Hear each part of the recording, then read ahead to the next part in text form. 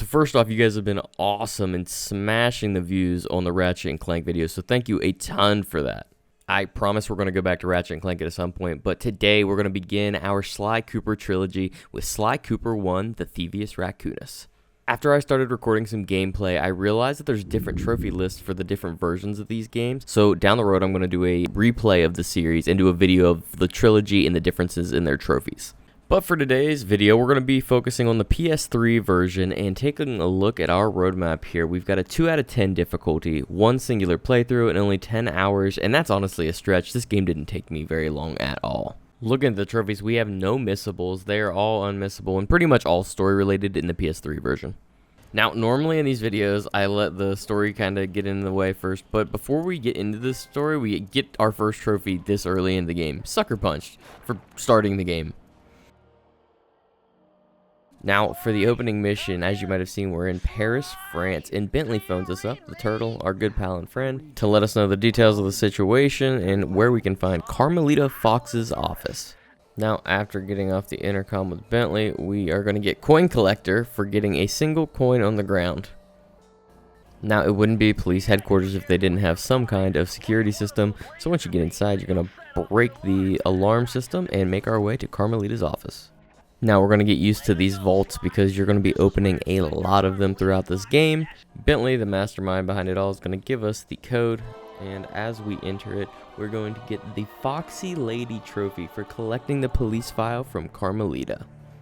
Once you make it to the getaway van running away from Carmelita as she catches you in the act, then we're off to our first episode. Taking on Raleigh, our first main villain, is part of the Fiendish Five, as you'll learn from the cutscene. He is located in the Welsh Triangle on an island off of the country of Wales. Now, once you land, you'll be in the first mission, a stealthy approach, and you'll get the Learn the Ropes trophy for starting out on your Cooper adventure. Now from here, the gameplay loop is pretty simple. You have these clue bottles that you need to collect all of to get all of the different trophies in each level, as well as coins to collect for extra health. Now, toward the end of a stealthy approach here, we're actually going to hit 60 total coins, and that's going to get us the Coin Recycler trophy for collecting 60. Now, we'll also grab those last 2 of the 20 bottles here on the level, and that is going to pop the Bottle Hoarder trophy for getting all the bottles in any level. Now, once you get those bottles, open the vault, and we're going to get our next trophy for learning Drake Cooper's Fast Attack Dive. That's the Dive Bomb trophy. Now back to our first hub area, is prowling the grounds. We determine that Raleigh is hiding up in this storm generating blimp type device. So we'll go over and we'll go into the machine for our next level. Now at some point through here, we will be getting the Coins Everywhere trophy for collecting 99 coins total. Now, I did miss a bottle on this level somewhere along the way, and I couldn't figure out where it was, so I ended up just coming back to it later. Next, we'll enter High Class Heist for our next level. Now, surprisingly here, once you get all the clue bottles for, I guess technically your first level in this, since we didn't get all the bottles from the first one we did, isn't actually a trophy, but you get Sally Cooper's Fast Getaway Roll. And then I was frustrated I didn't get them from the Into the Machine level, so I came back and managed to find the one bottle I was missing, and we get the Programmers Can Do Anything trophy for collecting some watery blueprints for Raleigh's hideout. Now for our next level, we're going to hit up the Fire Down Below. Now, I really have an appreciation for all of Raleigh's levels as I get older than when I was a kid, because it's very much just you're in the inside of all these machines. I think the cool, like, machinery gear-ish type aesthetic is a super cool one for a level like this. Now once you get all the clue bottles here, we're going to get the Take It Slow trophy for learning Dev Cooperinda's slow motion jump. And our next level is going to be a Cunning Disguise. I really appreciated the verticality of this level and the kind of creativeness of it being in like a rounded hallway library type setting. Now once we get all those clue bottles and pop open that safe, we're going to get the Nimble Like a Thief trophy for finding all of the dive attack moves. Now we're going to go ahead and use the 3 keys to unlock these locks and take out the generator blocking the tube from the second half of the hub. Now we're headed to the gunboat graveyard for our next level. Once we collect all the clue bottles here and pop that safe open, we are going to get the coin sucker trophy for learning Karen Cooper's coin magnet technique. Now our first minigame level here is going to be us using this little submarine and shooting crabs and making sure they can't get any of the chests while we collect 40 of them. Now that's all the keys, so we're going to head over to the cannon and get ourselves shot up to Raleigh's blimp storm creator thing. And this is where we'll find our first boss fight of the game, and that is Raleigh himself. Now he's a pretty platforming heavy boss, and once you take him out, get that health bar to 0, you're going to get the frog legs trophy, and that's going to be just for defeating Raleigh. Now our next level is going to be in Mesa City, and Mugshot is going to be the boss here. A bulldog that walks on his hands and shoots guns all the time. So we are going to roll up to a rocky start for the first level here and get the Pug Gambling Trophy for starting Mugshot's level. Now one little glitch I ran into that I thought was pretty neat, and at the beginning of this level I was hitting this safe to get these clue bottles, and if you'll see, that one kind of clips through, and I thought I didn't know what happened to it. And so I went on this little board, and as you can see, it actually glitched down to the bottom of the lake here. So I tried to jump in and get it. Unfortunately, it's kind of rough to aim that, but I had to end up dying, and then it spawned back up where it was supposed to be. Now, once you get the final clue bottle, enter it into that vault, and we're going to get the Top of the Morning trophy for learning Rob McCooper's explosive hat technique. Now we make our way to Mugshot's turf, which is his own casino theme, which is also a super sick theme in my opinion. Now, Murray's Big Gamble is going to be our first level in Mugshot's territory, and it is another minigame level. This one involves using this turret to provide cover fire for Murray to get him up to the key. No matter how much I dislike these levels, we at least get it in one shot. Now this minigame level, on the other hand, I really enjoy. The controls for it kind of stink because you use the analog stick for the whole thing, but I really have fun with these racing levels. Now we're off to the Boneyard Casino, which is a casino-inspired level, shocker. And here I also missed a clue bottle somewhere, something. So yeah, 2 clue bottles I was missing. So we ended up just coming back for that later as well. Now we're gonna use our first 3 keys here to unleash this car that's up on a jack and has a wheel constantly going to blow into the front of the casino. Now our first level back here is gonna be Back Alley Heist. Now hit the vault here, and we're going to get the Freeze You're It trophy for learning BF Cooper's Speed Up the Clock technique. Now we're headed to straight to the top, which is a completely square level that goes vertical only, which is I think also a really cool concept, similar to the library from the first act. Now one cool thing here is they actually hit 8 bottles. There's this little pull hook on the second level of verticality, and there are 8 clue bottles hidden in it, and it's very easy to miss if you don't know that. Now pop that vault open with all those clue bottles, and you'll get the French Bulldog style trophy for collecting a blueprint from Mugshot. Now to 2 Tango, which is a Carmelita chase level. Have fun. Now, avoiding Carmelita, getting to the vault with all those clue bottles, and you're going to get the Waterlog trophy for learning Suzanne Cooper's water safety technique. Super helpful. You don't take any water damage, which is great. Now, finally came back to the Boneyard Casino, found my 2 missing clue bottles, and we got the Now You See Me trophy for learning Sir Andrew Cooper's thief replica technique. Now we're going to use all of our keys to unlock this secret lever that opens the elevator to Mugshot's hideout in the back of the casino. Mugshot's boss fight is just flipping mirrors on 3 different floors while avoiding the bullets he shoots at you from his pistols whenever you're in his line of sight. Now on the final level, once you take him down, you're going to get this little cutscene. You're going to get the Giving the Dog a Bone trophy for defeating Mugshot. And then we'll be on our way to the Voodoo Swamp. The member of the Fiendish Five residing in the Voodoo Swamp is Ms. Ruby, a witchcraft master, if you will. Once you roll up to the Dread Swamp Path, you're going to get the Bayou Lily trophy for starting it. Once you hit that vault here, you're actually not going to get a trophy for this one, but you're going to get an upgrade to your roll technique. Now our first actual level here, we're going to hop into the lair of the beast, which terrified me as a kid. I mean, come on, do you see this thing? Now, once you get away from it, you're going to open the vault. Once again, though, not a trophy here either. This time we just get a hacking technique that lets us see guard rosters and gives us funny little entries when we use our binoculcom. Now, Ms. Ruby's level, the Voodoo Swamp, is infamous for having a lot of minigame levels. First one here is Piranha Lake, where we've got to drive this little dinghy around and flame all these things by using fish as fuel.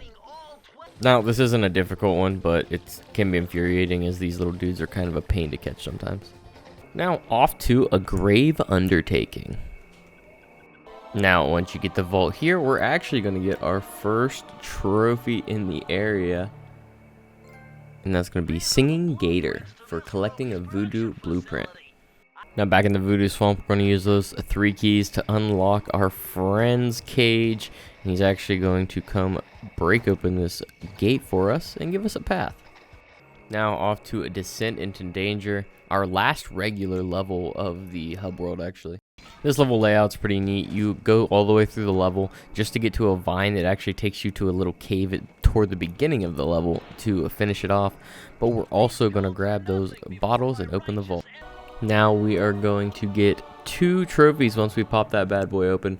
We're going to get Slow Slacker for upgrading your slow motion technique, and we're going to get Time Stopper for maxing out all of the slow motion techniques. Now off to the next minigame level actually is a Ghastly Voyage, and it's just kind of a little shooter with this little vehicle. The tombstones act as spawners for the ghosts, and you just have to destroy those as you go. Now for the next level, Down Home Cooking, this minigame level, I wish I could explain how much I dislike this level, but instead I'm just going to show you.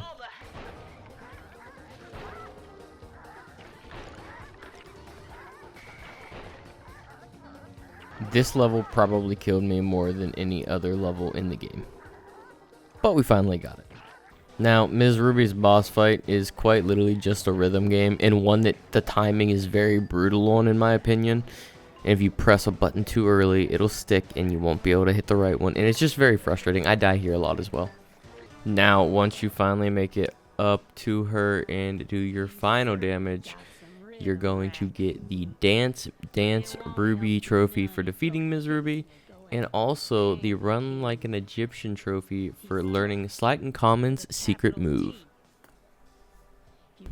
Our next Fiendish 5 member to take down is Panda King, found in the Kunlun Mountains. I do think the Panda King's levels have some of the hardest clue bottle finds of all of them, but here we are going to get the Slight Common Approves trophy for upgrading your shadow, as well as the Complete Darkness trophy, which is for maxing out all shadow techniques. Now we make our way to the 4th and final regular hub world. And our first level here is going to be the King of the Hill, which is another mission where we have to provide cover fire for Murray, and as I mentioned earlier, these are some of my least favorite in the game. Now we're on to the Flaming Temple of Flame.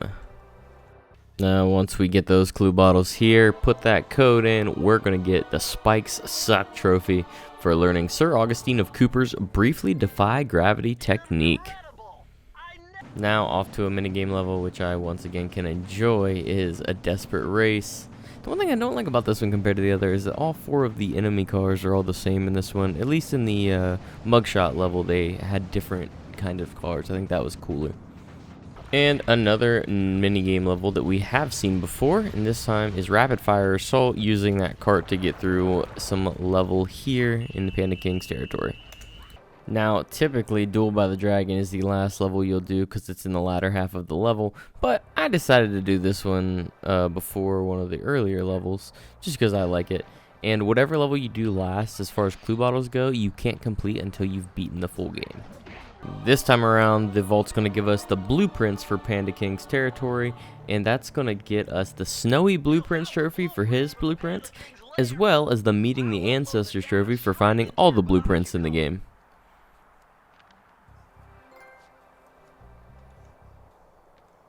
Now we're headed to our final level in the Panda King's territory, which is the Unseen Foe.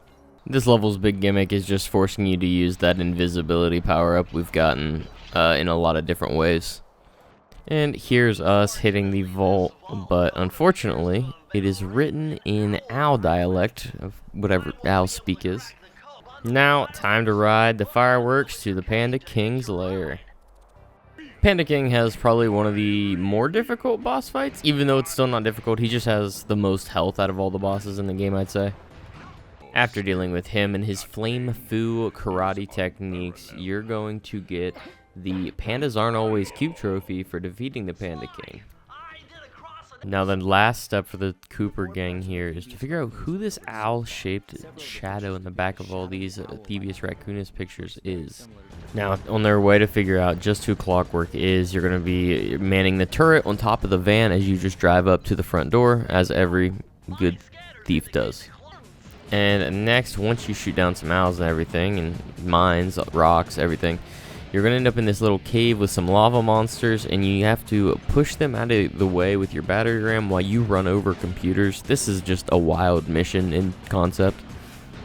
Next, you're going to be Sly, and you're going to find Carmelita trapped in this little cell. You're going to try and break her out. Now, you're only going to find out that this is a booby-trapped room, and Clockwork figured you would do this all along.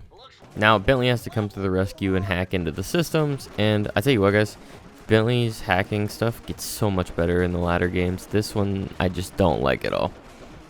Now, once you manage to get out after Bentley hacks, you're actually going to take control of Carmelita and do the Murray-type overshot, except for Sly this time, because he needs to get his cane back that Clockwork took from him. Now that Sly's got his cane back, you've got to traverse through the falling lava in order to get the jetpack and take on Clockwork. Now during the Clockwork fight, you just have to avoid his shots while also shooting the areas that Carmelita shoots with her shock pistol to weaken and allow you to hurt him. Now once you've got him down from his attacks, you're going to have to get to him in the lava by doing some minor platforming. But once you're there, you can just whack the heck out of his head and get his health bar all the way down, getting rid of the Clockwork himself, and the Fiendish 5 is no more. That's going to be the Clash of the Clockwork for tracking him down, as well as the Oh No He Didn't trophy for defeating him. Now, on our cleanup, all we have left to do is come open this vault, and of course it ends in a 6-7, so I made a 6-7 joke to myself here, but I'm not going to, torture you guys with that.